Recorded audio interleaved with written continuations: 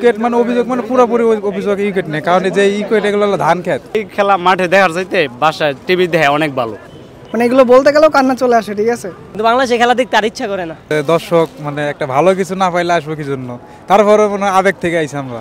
এর আগে দুঃসময় গেছে আরো 2008 সালের আগে, তখন খেলা ওইভাবে কেউ ভালোবাসতো না, তখন গেছে। কিন্তু এখন বর্তমান সময়ে যে এরকম পরিস্থিতি আইছে, আসলে এটা কাম্য না। তারা যেরকম ভাবে ডেভেলপ অন্য দল করছে, তারা মানে তাদের ভিতরে মানে ওইরকম মন মানসিকতা নাই। দর্শকদের মাঠে আনতে গেলে সর্বপ্রথম খেলা আগে ভালো করতে হবে, খেলার মান ভালো করতে হবে। আর যে সব কিরিজে খেলা এরা মানে দিতেছে, আসলে যায় না এগুলো। এশিয়ার মানুষ খেলাটারে পছন্দ করে, মানে রান হবে বেশি, মানে উইকেট যাবে।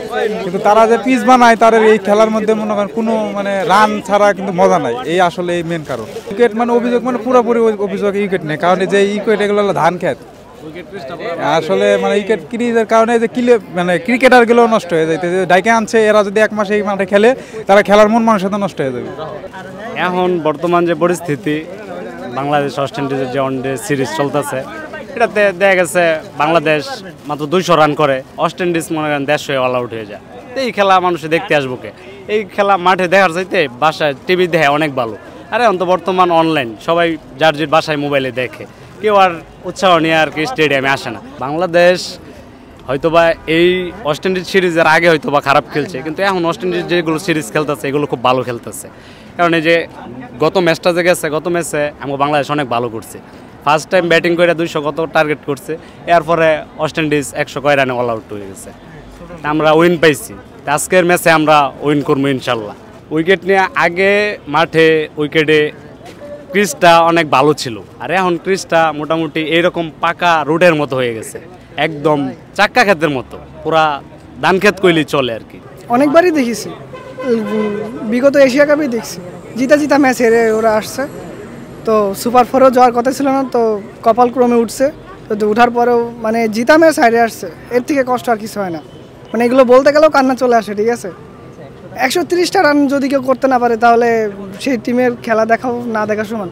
এখন যেহেতু জিনিসটা খারাপ, পিচ খারাপ, তো অভিযোগ তো অবশ্যই উঠবে। কারণ আমাদের ব্যাটসম্যানরা যখন বাইরে সিরিজ খেলতে যায়, ভালো ভালো বোলারদের এগেনস্টে যখন ব্যাট করে, তখন কিন্তু বাউন্সার দিলে ওরা খেলতে পারে না।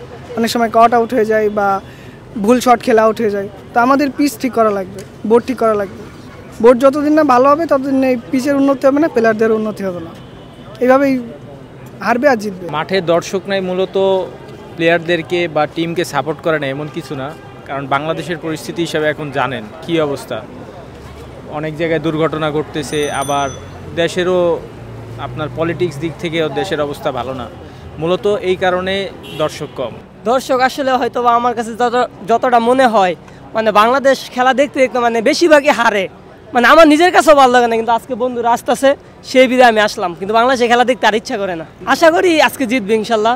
কিন্তু আসলে মানে আমার কাছে যতটা মনে হয় যে বাংলাদেশ মানে বেশিরভাগ খেলাই হারে, মানে দেখতে দেখতে এই কষ্টটা ধরে রাখা যায় না।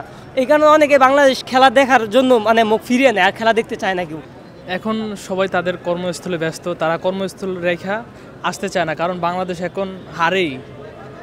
তাদের হার দেখে এখন মানুষের তাদের থেকে মুখ উঠিয়ে নিছে, খেলা দেখতে আর ভালো লাগে না।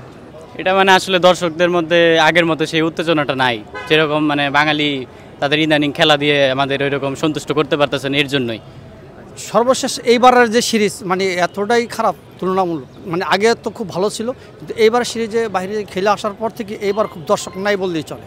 মানে আমাদেরও সবচেয়ে একদম গুরুতর ব্যবসা বাণিজ্য যে অবস্থা, মানে একবারে বেহাল। আবার আল্লাহ দিলে যে মনে করেন এই যে একটা ম্যাচ জিতছে, এরকম আরও 2-4টা ম্যাচ জিতলে মানুষের মনে আগ্রহী হবে, তখন মানুষ আবার খেলাধুলার উপরে বিনোদন করবে।